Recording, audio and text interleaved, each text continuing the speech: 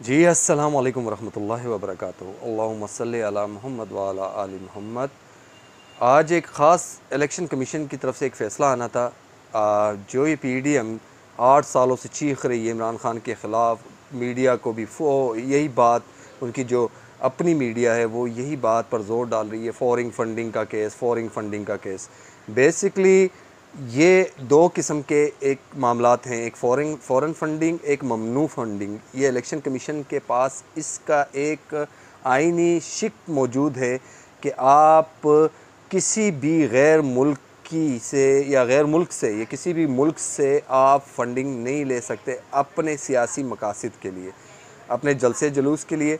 एक ये है, और एक जो ममनू फंडिंग है कि किसी भी गैर मुल्की शख्स से आप कोई भी फंडिंग नहीं ले सकते अपने सियासी मकसद के लिए, अपने सियासी किसी भी काम के लिए।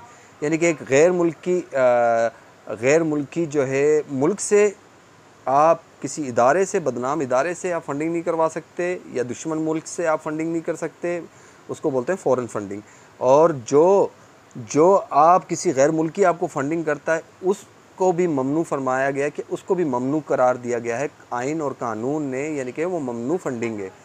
जो फ़ॉरेन फंडिंग है उसका उसका कानून के अंदर ये शिक मौजूद है कि अगर कोई सियासी जमात फ़ॉरेन फंडिंग में मुलव्वस पाई गई, किसी गैर मुल्की दुश्मन मुल्क से फ़ंडिंग करने में, तो उसको ताय्यात उस पर पाबंदी लगाई जाती है, बैन किया जाता है। और जो मैं आपको दूसरी फंडिंग बता रहा हूँ कि ममनू फंडिंग, अगर कोई गैर मुल्की आपको फंडिंग करता है तो आपकी सियासी पार्टी को, तो आपकी सियासी पार्टी के ऊपर बैन नहीं लगता, लेकिन अदरवाइज़ वो आपको एक नोटिस भेजेगा, वार्निंग नोटिस होगी, और उसकी जो फंडिंग जो उसने भेजी है वो आप उसको वापस रिटर्न कर सकते हैं। यानी कि ये आइन और कानून में ये इसकी शिक मौजूद है, जो मैं आपको वजाहत से समझा रहा हूँ, बहुत से लोगों को समझ नहीं आई। पीडीएम वाले ज़ोर डाल रहे थे इस केस को फ़ॉरेन फंडिंग में कन्वर्ट करने की कोशिश करवा रहे थे इलेक्शन कमीशन से, एक नाजायज़ फ़ैसला, जो फ़ैसला अब इलेक्शन कमीशन ने डरते डरते घबराते घबराते कर ही दिया, इमरान खान के ख़िलाफ़ कर दिया कि ये ममनू फंडिंग उसको करार दे दी। अब ममनू फंडिंग तो करार दे दी, अब ये जो केस इमरान खान के ख़िलाफ़ डाला गया था, तो ये कुछ 34-35 फंडिंग का केस है।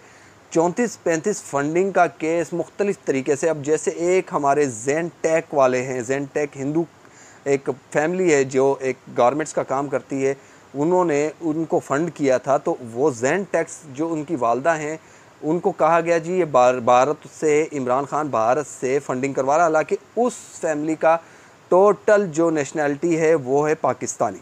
एक उसको भी डाल दिया कि जी इंडियन फंडिंग हुई है।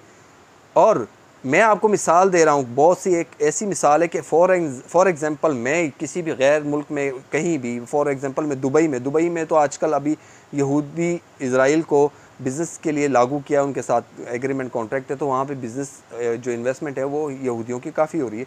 तो यहूदी जहाँ इन होते हैं तो वहाँ पे मुश्तरका कोई ना कोई पार्टनरशिप में किसी न किसी के साथ बिज़नेस करते हैं, वो पाकिस्तानी हैं जो भी है, वो इन चीज़ों से गर्ज नहीं रखते, वो ये चीज़ देखते हैं कि हम आप लोगों से पैसे किस तरह कमाएं और आप लोगों के ख़िलाफ़ किस तरह इस्तेमाल करें।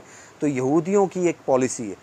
तो दुनिया में, अमेरिका में बहुत से ऐसे बिज़नेसमैन थे जिनकी एक यहूदी फ़र्द वाहिद यहूदी नेशनल के साथ बिज़नेस था, जॉइंट एडवेंचर था, एक पाकिस्तानी एक यहूदी। अब पाकिस्तानी जो है, पाकिस्तानी नेशनलिटी रखने वाला शख्स जो है वो इमरान खान का बहुत बड़ा फ़ैन है। वो इमरान खान को उसकी शौकत खानम के अंदर फ़ंड रेजिंग करता है या उसकी सियासी मकासद में उसकी फ़ंड रेजिंग करता है। तो इसमें उसको भी इन्होंने ये कहकर फ़ॉरेन फंडिंग में या ये ममनू फंडिंग के केस में पुट कर दिया, उस केस को भी, कि जनाब ये यहूदियों से इन्होंने पेमेंट ली है। इलेक्शन कमीशन का काम था कि जब इसके पास ये रिकॉर्ड लेके आ रहे थे, ये केस पुट हुआ था, तो इलेक्शन कमीशन ने उसकी तहकीकात करनी थी, जो की नहीं गई। इलेक्शन कमीशन ने क्या कहा, क्या किया है, तो था इन्हीं का, मकासद तो इन्हीं के थे। इलेक्शन कमीशन ने क्या किया, वो केस को, वो सबूत जो एक बेवजह के बनाए गए, थोपे गए सबूत हैं, उसको उन्होंने महफूज कर लिया इस वक्त के लिए कि किसी टाइम भी इमरान खान की सियासत पर ज़रब लगाने के लिए काम आएगा। और इन्होंने इमरान खान को डराना धमकाना पीडीएम ने शुरू कर दिया कि हम आपके ख़िलाफ़ फ़ौरन फंडिंग का केस, ये वो, आगे पीछे। हालांकि निकलना कुछ नहीं था, सबको पता था। निकला पहाड़, खोदा पहाड़ तो निकला चूहा। वही हिसाब, वही मिसाल आ गई कि अब उसने इलेक्शन कमीशन ने तहकीकात भी नहीं की, कार्रवाई नहीं की, मालूमात नहीं की कि ये वाकई ही ये जो बात कर रहे हैं ये ठीक है। ना उन लोगों से रब्ते किए हैं जिनके नाम को, जिनको पाकिस्तानी शहरी हैं, जिनको गैर मुल्की बनाकर उनकी फ़ंडिंग को ज़ाहिर की गई, तो उनसे भी उन्होंने रब्ता नहीं किया इलेक्शन कमीशन ने। तो ये करना चाहिए था, कानूनी तौर पर किसी भी फ़ैसले को सुनाने से पहले उसकी तहकीकात होती, तो ये तहकीकात नहीं हुई। अब इलेक्शन कमीशन ने क्या किया, इमरान खान क्योंकि बार बार मुतालबा कर रहे हैं कि जी इलेक्शन कमीशन को फ़ारिग करो, तो उसने हड़बड़ी में क्योंकि जब पैसे खाए हों, पैसे लगे हों, पैसे लिए हों, तो डेफिनेटली पीडीएम ने माल लगाया इमरान खान को बदनाम करने के लिए काफ़ी माल लगाया हुआ है। अपना बंदा था, जैसे डिप्टी स्पीकर से भी गैर आईनी और गैर कानूनी फ़ैसला करवाया अपने मकासद के लिए। अब क्या हुआ कि इलेक्शन कमीशन ने हड़बड़ाहट में ये फ़ैसला दे दिया है कि ये ममनू फंडिंग करार दे दी। होना कुछ नहीं, इसका कोई सज़ा नहीं है, कोई सियासी पार्टियां बैन नहीं होती इसके ऊपर, और बैन होगी भी नहीं। और ये भी मैं आपको बता दूं कि ये ममनू फंडिंग की जब तहकीकात की जाएगी, अगर सुप्रीम कोर्ट में पीटीआई वालों ने दायर कर दिया, इसकी तहकीकात हुई, तो ये ममनू फंडिंग भी नहीं निकलेगी, ममनू फंडिंग भी नहीं निकलेगी। एक यहूदी के क्या सोचकर, जो इमरान खान, जिसको पता है कि इमरान खान उनका कट्टर दुश्मन है, इमरान खान उनके आंखों में खटकता है, इमरान खान जब इस पर अदम एतमाद आया था तो इमरान खान के हुकूमत गिरने के बाद यहूदियों के जो असम्बली है इज़राइल में, उसमें मिठाइयाँ बांटी गई। इंडियन को क्या ज़रूरत पड़ी कि इमरान खान को फ़ंड करेगा जी? इंडिया तो वो है कि इमरान खान की हुकूमत से सबसे ज़्यादा अगर घबराया हुआ था तो वो इंडिया था, तो इंडियन को क्या ज़रूरत पड़ेगी? तो ये तमाम मामला, जैसे अभी आप ज़ेनटेक की मैं मिसाल दे रहा हूँ, ज़ेनटेक पाकिस्तानी निजात पाकिस्तानी हैं बिजनेसमैन, उन्होंने इंडियन डिक्लेयर कर दिया। तो ये फ़ॉरेन फंडिंग का टोटल जो मामलात थे, जो 8 साल तक ये पीडीएम जो मरीम नवाज़ के सरपरस्ती में इंज़ाम लगाने में माहिर लोग, पीडीएम इंज़ाम, और यहाँ तक इंज़ामात के यहाँ फतवे भी लग जाते हैं जी यहूदी है, यहूदी हालांकि मुसलमान है, 5 टाइम का नमाजी, ताज्जुद की भी पढ़ता है, इमरान खान की बात कर रहा हूँ।